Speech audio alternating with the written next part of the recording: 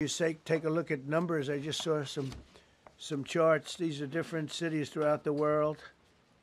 Red is okay. The red is a place called Washington D.C. Look at these. Baghdad is we doubled up on Baghdad. Panama City, Brasilia, San Jose, Costa Rica, Bogota, Colombia, heavy drugs.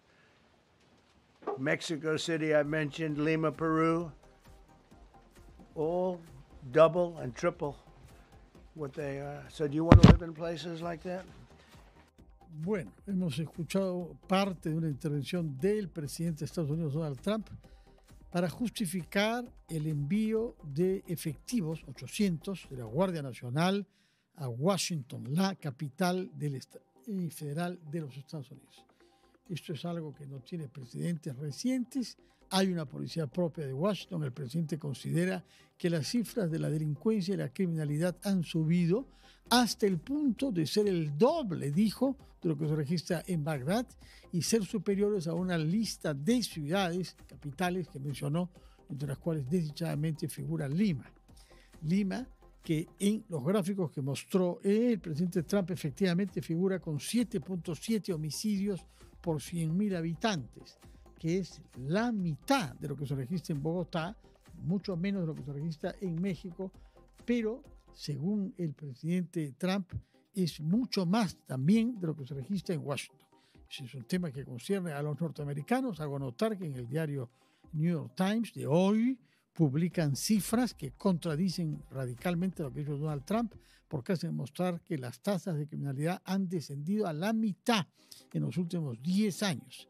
De manera que el presidente sostiene que hay una cifra para Washington pésima y la compara como para probar de que es pésima con otras ciudades, entre las cuales Lima, sobre las que dice, ¿y quién querría irse a vivir a esos lugares?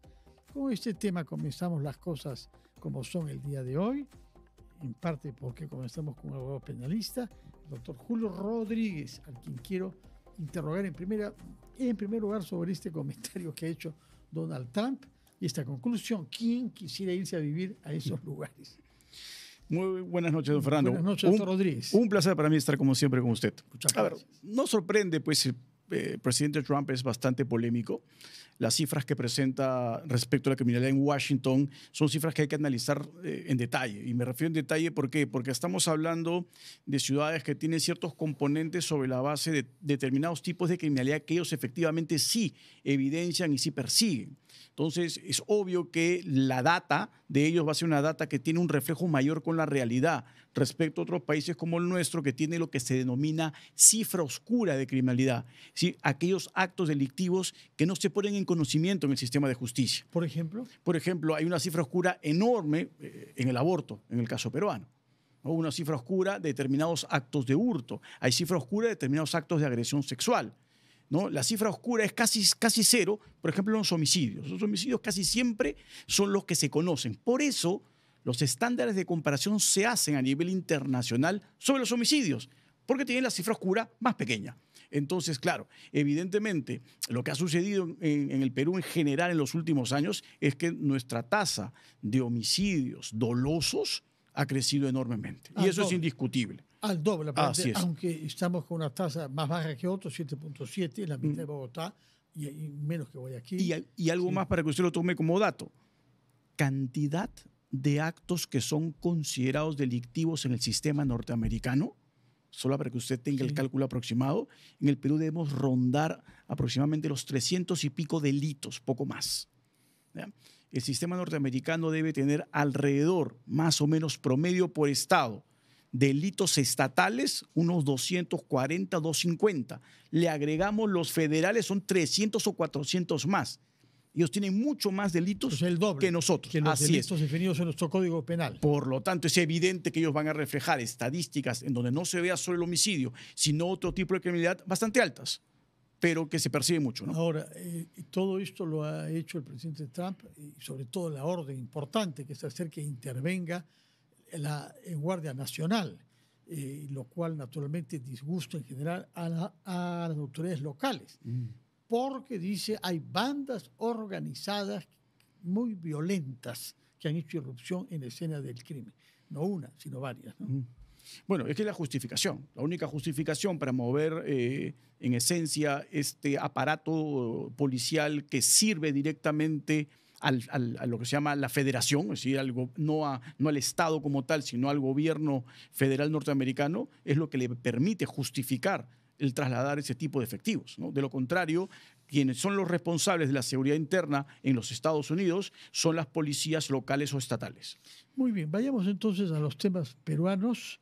Y lo primero que les quiero consultar es una decisión que ha sido anunciada, una decisión judicial que, a pesar de que venía una solicitud formulada por la presidenta de la República, Dina Boluarte, de ser pagada unos beneficios, no sé si son sindicales o laborales, pero beneficios en todo caso vinculados al trabajo que he ejercido en RENIEC antes de ser presidente, y está reclamando un monto de 247.000 soles que le ha sido concedido por la justicia en primera instancia, pero hay una apelación de RENIEC, que fue su empleador, y con un recurso de casación que está ante la justicia, y en consecuencia se ha decidido que no se le pague ese monto hasta que no se resuelva la casación. Explíquenos, por favor, aunque el tema es más bien derecho laboral. No, pero el tema es simplemente procesal, no tiene mayor complicación. Este es un proceso que ella inicia en contra de su empleador.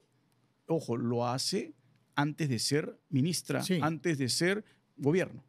Una vez que inicia este procedimiento... ¿Y por qué lo hace? ¿Porque estaba retirándose? Porque tenía, ¿O porque entraba en la campaña? No, uno puede iniciar cualquier acción laboral incluso teniendo todavía vínculo, sobre la base de que ahí el reclamo está ligado a que ciertos beneficios laborales no se le habían entregado y a ella le correspondían. La discusión era si solamente se le dan a sindicalizados o no sindicalizados. Ese es el debate que se llevó a cabo, que finalmente determinó que se le debería pagar. Primera instancia. Aunque se confirmó. No era miembro del sindicato. Y parte de las críticas que hay, ¿por qué se le dan beneficios sindicales a alguien que no ha sido sindicalizado? Es que ahí viene la gran discusión de los laboralistas. Hay unos que opinan que efectivamente esto se le extiende hasta los no sindicalizados y otros dicen que estos derechos son exclusivos de los sindicalizados. Pues es una discusión absolutamente técnica. Y los jueces están divididos también evidentemente. También hay esa división. Y lo que sucede acá, que es lo importante, decisión en primera instancia favorable, decisión en segunda favorable, interpuso recurso de casación. El RENIEC. Entonces, ¿qué sucede? Simplemente lo que se está pretendiendo por parte de la defensa de la presidenta es ejecútese anteladamente. ¿Qué es lo que ha dicho el Poder Judicial? No te voy a ejecutar anteladamente. Vamos a esperar. Antes de que se resuelva la casación. Así es, esperemos a la casación. Ahora, casación significa un recurso respecto del procedimiento. Algo se ha hecho mal, el que lo presenta en el procedimiento, no en el fondo. No se revisan nuevos hechos. A ver, no, nunca. Es una discusión estrictamente jurídica. La casación es un recurso extraordinario en todo el sistema procesal en general, no solo en el penal, en el civil, en el laboral. Es extraordinario, porque lo que garantiza el Estado nuestro es la pluralidad de instancia, es decir, se agota en segunda instancia.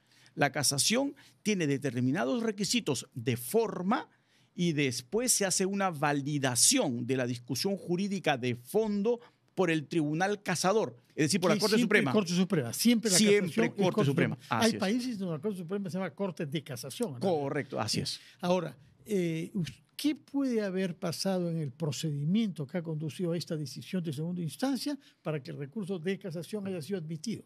Es que se han cumplido con las formalidades. El primer filtro de toda casación es cumplir con los requisitos puramente formales. Presentarle en plazo, establecer los agravios, fundamentar los agravios, determinar si encuadra en el supuesto específico que establece la norma procesal para que se ampare la casación. Eso es lo único que se verifica, nada más. Es una validación formal de admitir el recurso. ¿El recurso formalmente ha cumplido los requisitos mínimos? Sí, se eleva la casación. Ya la Corte Suprema validará si es que efectivamente ha sido bien concedido el recurso casatorio o, en su defecto, siendo bien concedido, lo que puede determinar respecto al fondo es darle la razón a uno u a otro. Hay una también sutileza, que es que algunos de estos pagos pueden hacerse de manera más rápida que otros. Supongo que el empleador puede juzgar que alguien está reclamando esto por una necesidad de salud o porque no tiene trabajo. Y se ha dicho que la señora Dina Boluarte, presidenta de la República, ha estado en las listas de las personas que debían ser pagadas en prioridad. Y esto se ha dicho por intervención directa del Ministerio de Economía. Y hay quienes creen tener documentos, y algunos colegas han presentado esto en la televisión anoche. Esta afirmación ha sido desmentida anoche misma por el Ministerio de Economía, sosteniendo que el MEF no ha intervenido nunca para que este pago se haga en una lista de los prioritarios. Hay que decir que el actual ministro no era ministro, el señor Reyes, de esta cartera en el momento de los hechos el mes de abril pasado, ¿no? Pero sí sería dudoso que la presidenta debe estar en una lista de pago prioritario, ¿no? Bueno, es que los pagos prioritarios se definen por varias características, no necesariamente por una situación de salud, sino por lo que se llama un peligro en la demora. Es decir, si el peligro en la demora, dada la alta verosimilitud de que lo que se debe obtener puede generar en el corto plazo mayor afectación que garantía de lo que se va a decidir, es decir, si el dinero que va a recibir el día de hoy, ¿no?, es necesario que se reciba, porque de recibirlo después genera un peligro, una dilación innecesaria, pues se admite que se haga una ejecución antelada de las sentencias. Eso está admitido en todo el sistema procesal también, pero quien debe determinar eso, otra vez, es el órgano jurisdiccional, que lo que ha determinado en el caso concreto es no es necesario el pago antelado, tiene uno que esperar. El establecimiento de si se le paga antes o se le paga después, en virtud, y eso es distinto, en virtud a la asignación presupuestal, no tiene nada que ver con el Poder Judicial. De acuerdo. Vayamos entonces a hablar sobre procesos penales que tienen que ver con la criminalidad, que como sabemos es la preocupación principal de los peruanos hoy. Todos los días vemos asesinatos, particularmente de choferes del servicio público de transportes, y luego extorsiones que se han generalizado en algunos barrios que en su conjunto pagan una cuota, y hemos visto que los extorsionadores a veces quieren aumentar esa cuota y asesinan a los que no aceptan que se les aumente, a veces hasta el doble. Es una situación grave. Pero en este contexto han habido polémicas y modificaciones legales respecto, por ejemplo, del rol de la policía y el rol del Ministerio Público en la investigación penal. Y ha habido finalmente un fallo reciente del Tribunal Constitucional. Tengo entendido que usted tiene algunas observaciones sobre ese fallo. Explíquenos cuál es el problema, por qué es que se plantea una dificultad y hay una fricción pendiente siempre entre policía y fiscales. A ver, es una fricción histórica, ¿no? ¿Usual en otros países o más bien típica de la historia del nuestro? No, es usual, porque, a ver, dése cuenta usted, don Fernando, estamos discutiendo en el caso peruano, por ejemplo, y que se ha discutido en otros países, en primer lugar, ¿quién es competente para investigar el delito en primer momento? Pero la Constitución ha contestado esto, ¿no? Hay un artículo que dice: toda investigación penal es dirigida desde el primer momento claro, por el Ministerio Público. Me parece recordar textualmente. Así es, pero de la mano de eso tenemos que la Constitución establece que la policía es la encargada de investigar los delitos también. Entonces hay una suerte de... Vacío legal, una imprecisión. Más que un vacío legal es establecer competencias y funciones, que es lo que el Código Procesal Penal en su versión original estableció, que es la discusión que se ha tenido siempre. Para mí es muy clara. El Ministerio Público tiene la función de investigar el acto delictivo en todo momento, ¿no? El darle a la policía la posibilidad que tenía antes de investigar, iniciar el acto de investigación y además hacer una calificación de lo delictivo, para mí era un enorme problema. Era un problema básicamente de concepción, de formación y de capacidades. Porque evidentemente, por mucho que en su momento, el día de hoy, tenemos por lo menos muchos penalistas, pues una suerte de cuestionamiento a la labor que ha tenido la policía en formación. Antes había un equipo muy bien formado de policías investigadores que tenían cursos, especializaciones, etc. De investigaciones. Así es. La PIP de antes. Correcto. Y el día de hoy ya no existe eso.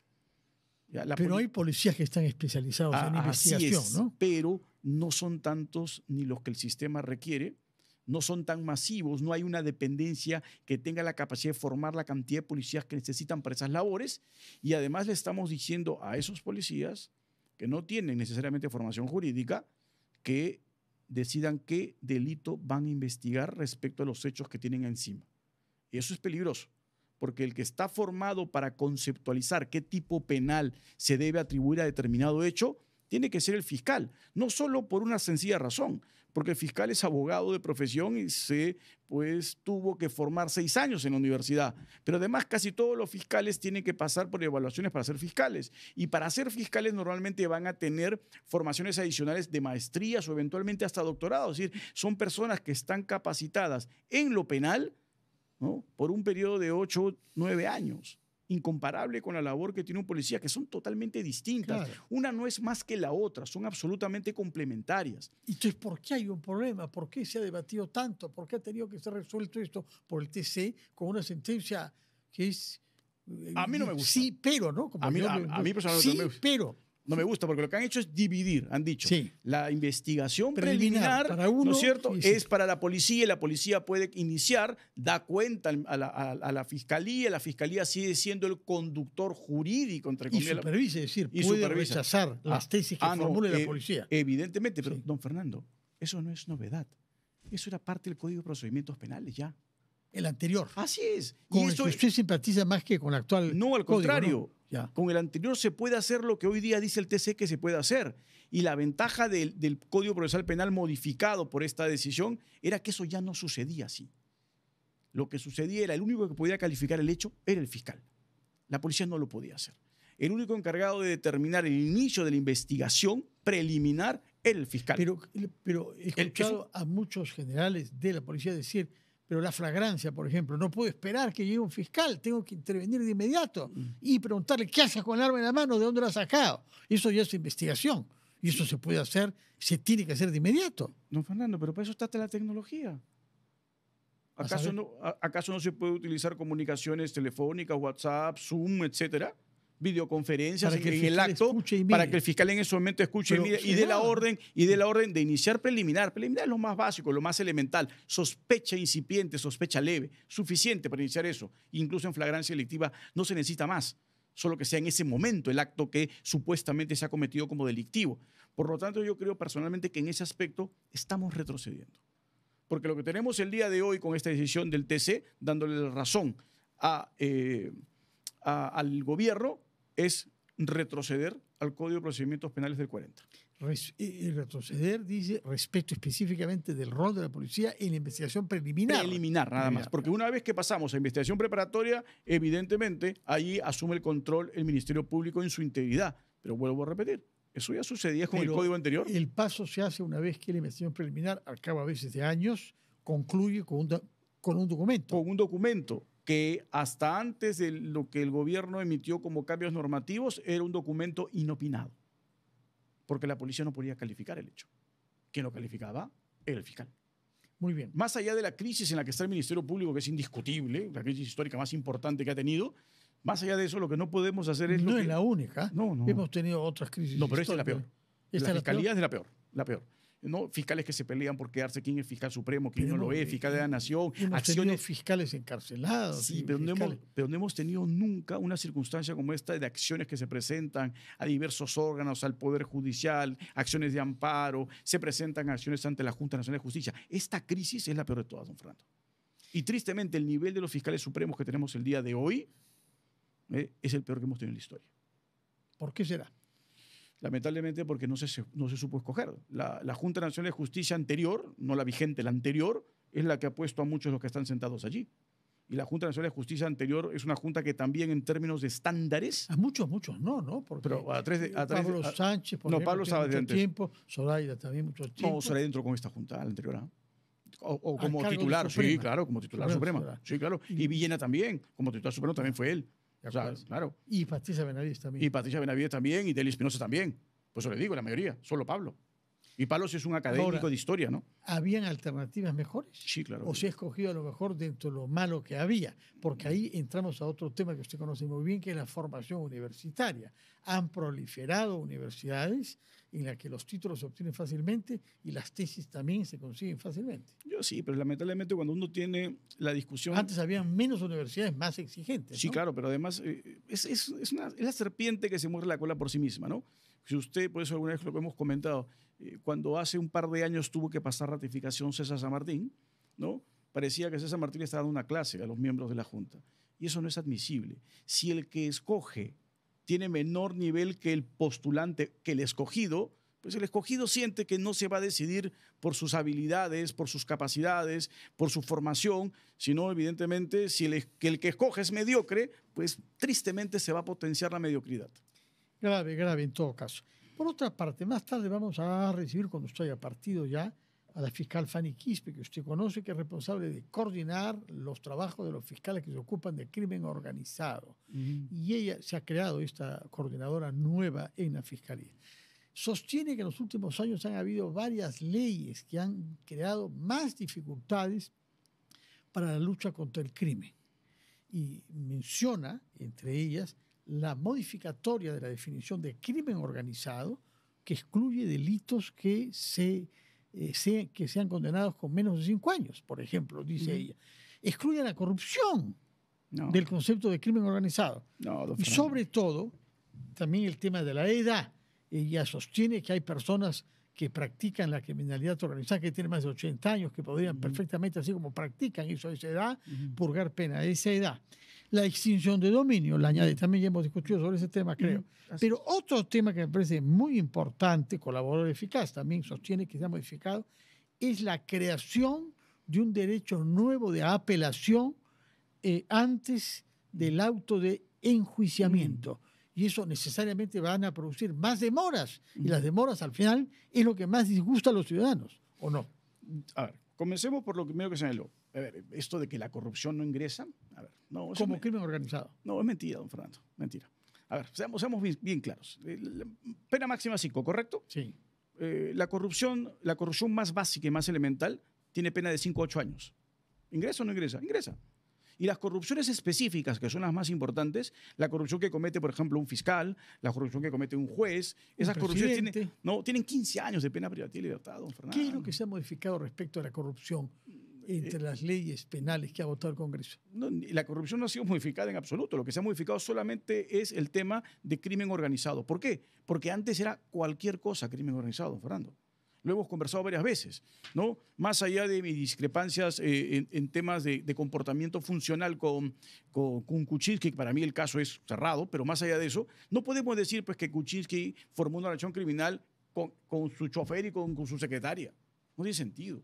Es simplemente buscar, son 3, crimen organizado. Lo que ha hecho ahora la norma es darle el realce que merece. En su oportunidad lo conversé yo con el doctor, el ex coordinador Chávez Cotrina, ¿no? Profesor universitario muy prestigioso él, en donde él coincidía. Hay aspectos procesales que están mal en esa norma, decía él, pero los aspectos conceptuales, es decir, la restricción para que cualquier cosa no sea crimen organizado es correcta.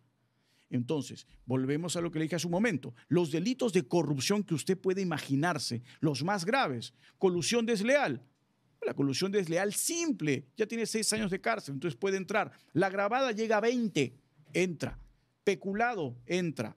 Tráfico de influencias, entra. La fiscal, para concluir, ya se queja también, digo, la fiscal Fanny Quispe Farfán, de que se ha limitado el derecho de los fiscales y la policía de la investigación penal a las escuchas telefónicas a un plazo demasiado corto. Y se trata de investigaciones complejas que deberían tener mucho más libertad de tiempo. ¿Cuál es su opinión sobre escuchas telefónicas? Es que, a ver, dése cuenta, los estándares con los que tenemos que compararnos es con los sistemas extranjeros. En el sistema norteamericano, las escuchas telefónicas en tiempo real están restringidas y tienen que determinar una gravedad extrema, porque ese es uno de los derechos fundamentales más importantes. Sí, y por lo tanto, de las comunicaciones. Así es, y por ende no se puede permitir abiertamente plazos indefinidos, que eso es lo que antes sucedía. No había plazo, don Fernando. El famoso caso de los cuellos blancos. ¿Pocos 60 días? Pero es que 60 días es porque supuestamente 60 días tengo algo trascendental importante. Si yo ya encuentro ahí un acto delictivo pleno, no necesito más. De acuerdo. Pregunta final. Si usted no cree que el derecho de apelación ante el auto de enjuiciamiento sea motivo de que se retrasen más los juicios, los procesos, 10, 15 años, 20 años, ¿cuál es la causa? No.